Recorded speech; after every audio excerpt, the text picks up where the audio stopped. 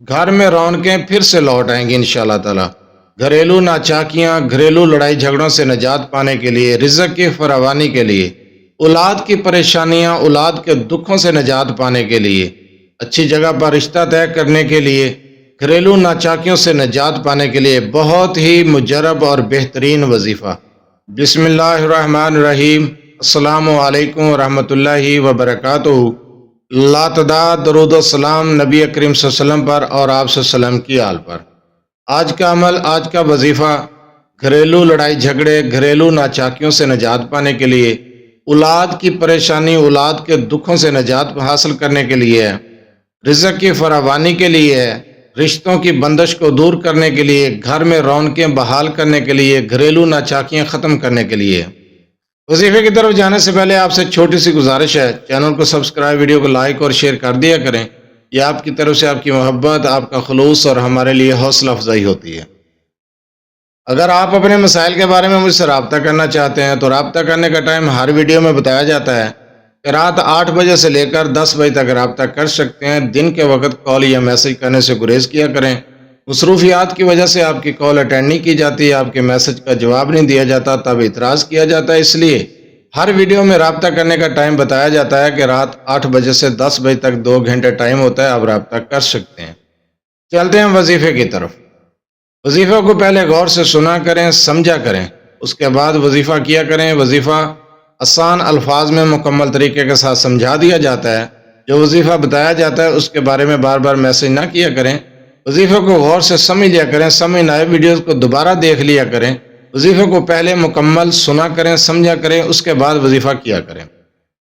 اگر آپ چاہتے ہیں کہ اچھی جگہ پر رشتہ طے ہو جائے یا رشتے میں کوئی بندش آ رہی ہے، رکاوٹ آ رہی ہے، اس کو دور کرنا چاہتے ہیں، اولاد کی وجہ سے پریشان ہے، اولاد کی پریشانی ہے، اولاد نافرمان ہے، اولاد کے دکھ ہیں، آپ کو ان دکھوں پریشانیوں سے نجات حاصل کرنا چاہتے ہیں، رزق کی فراوانی چاہتے ہیں، گھریلو لڑائی جھگڑوں سے نجات چاہتے ہیں، گھریلو ناچاکیاں ختم کرنا چاہتے ہیں، گھر میں امن اور سکون چاہتے ہیں، تو آپ یہ عمل کریں۔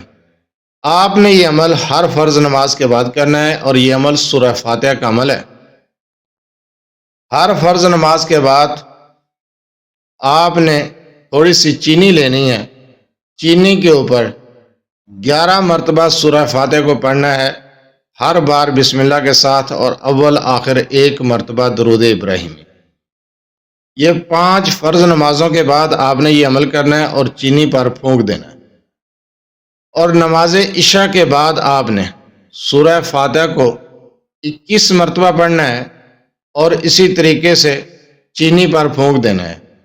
یہ عمل آپ نے روز کرنا ہے۔ جو چینی آپ نے دم کی ہے اس چینی کو اگلے دن استعمال کرنا ہے گھر میں سبھی افراد کے لیے۔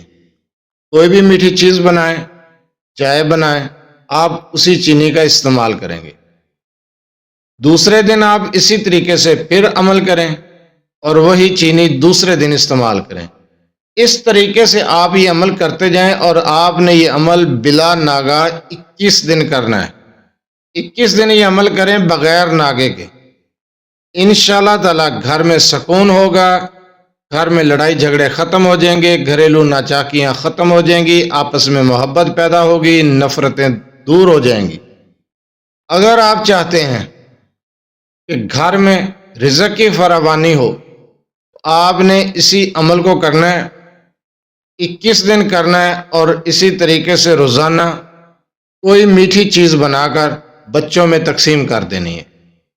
اسی طریقے سے یہ عمل کریں، اپنے مقصد کا تصور رکھ کر عمل کریں، انشاءاللہ تعالی غربت ختم ہوگی، رزق کی فراوانی ہوگی۔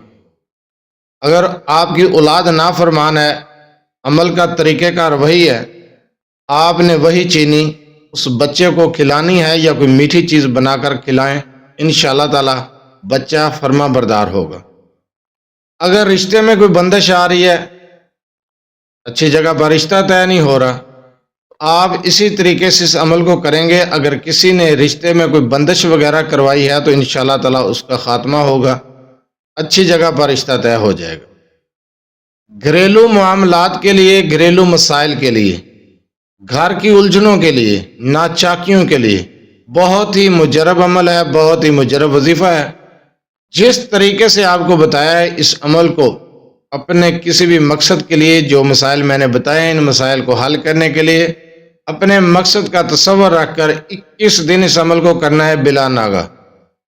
انشاءاللہ تعالی آپ کے مسائل حل ہوں گے، گھریلو ناچاکیاں لڑائی جھگڑے ختم ہوں گے، بچہ نیک ہوگا، اولاد فرما بردار ہوگی۔ نافرمان جو اولاد ہے ان کے لیے بہت ہی مجرب عمل ہے۔